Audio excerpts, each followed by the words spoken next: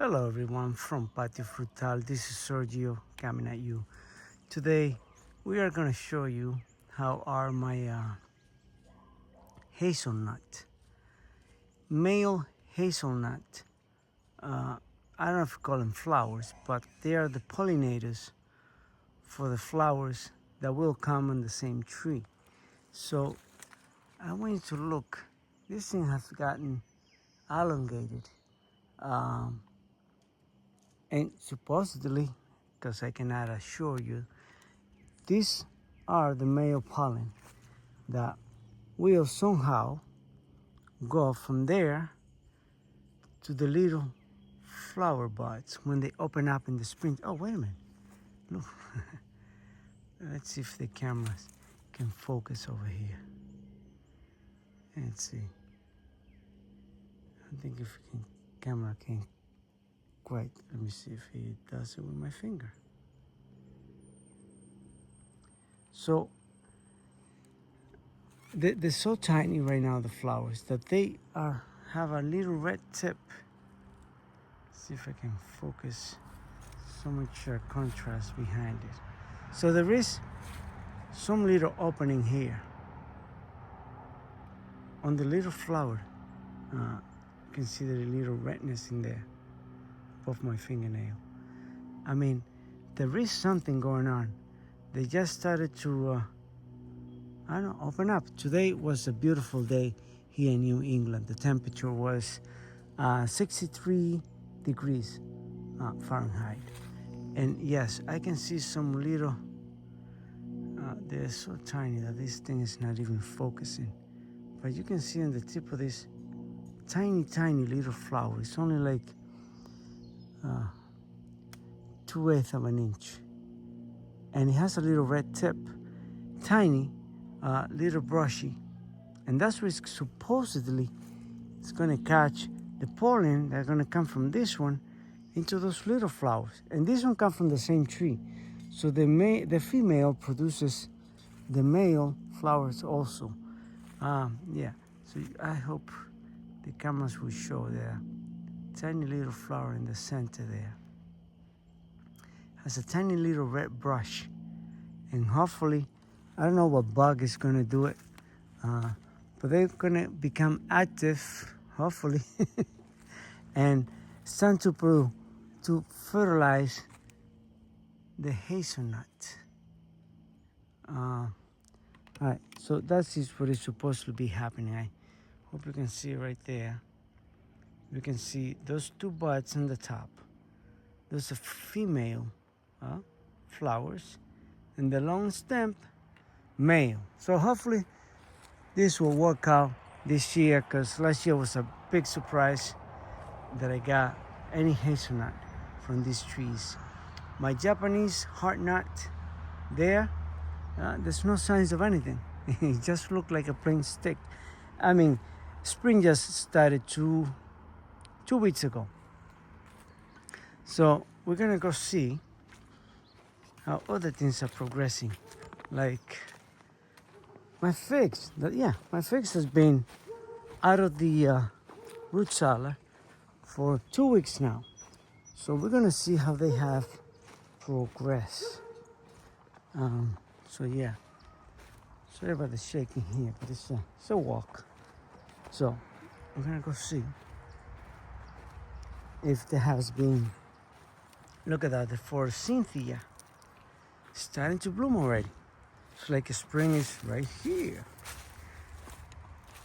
I mean, so I'm gonna have to hold on because I have to open this contraction door here. So let's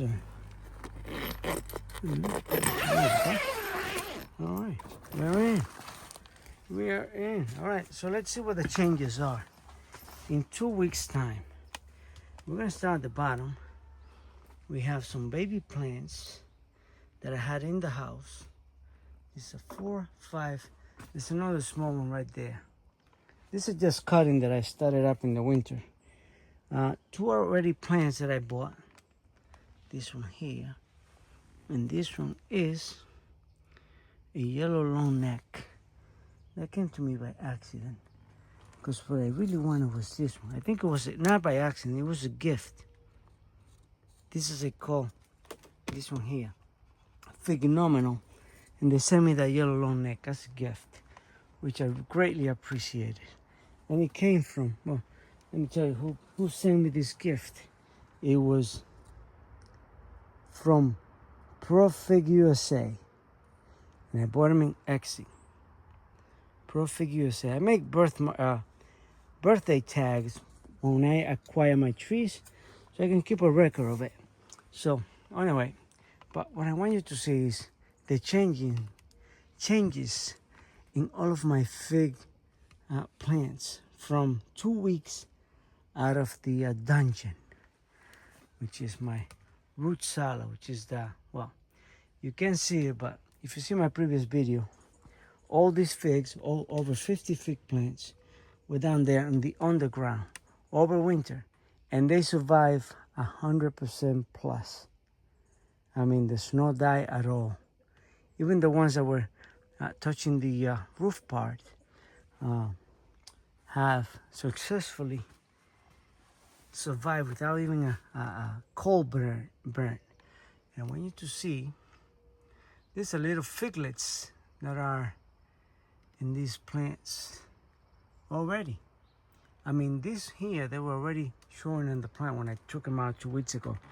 But all the other ones were totally, pretty much, we're pretty much just still a sleepy mode. But so over here, I also have a feijoa, and you can see the damage from being in the basement, because the basement is cold and the light is not appropriate for these plants.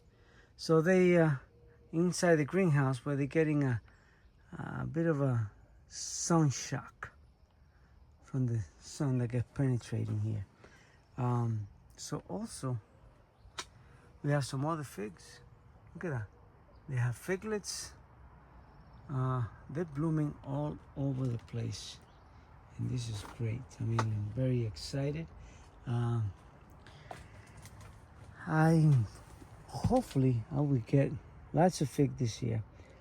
There's also a lot of Briba. Briba is first figs that come in the wood from last year. There will be lots of little figlets, but you can count that most of these figlets are going to fall off. They always do. And they usually not a measurement of how great, how good your fruit is. Usually you gotta wait for your main crop to start to get good tasting figs. Because usually the Briva figs, they kind of duds in a way, and that's the way they are. But main crop figs are usually very, very tasty. You can see there tons of little figlets coming up, and this is, oh my goodness, very, very exciting. Also the plants are, I put some mild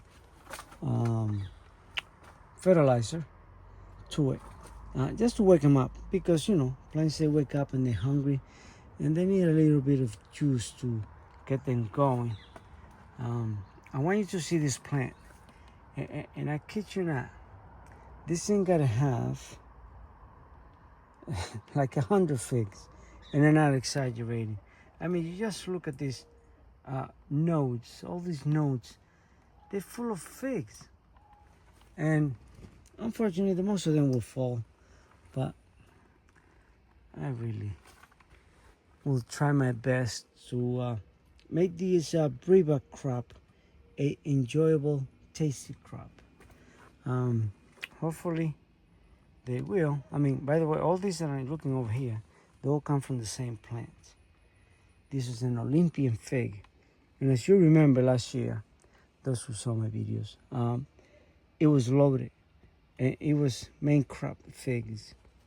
So this year looked to be no, well, these are Briva, so I'm not gonna count them because they can all fall off, as far as I know.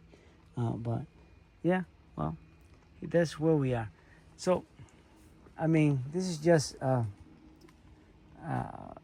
video for my records, and for also for all of you who get inspired to try to grow some figs in New England, zone 6B or above, that you can do it. All you got to do is provide them with the right ambience, which is a root cellar, or you can put them in a basement in a pot, and well, you can have it. You can have tropical Mediterranean figs in your yard. So there you go, guys, from Patio Frutal. I hope you like, share, subscribe, and have a great spring. Have a good evening.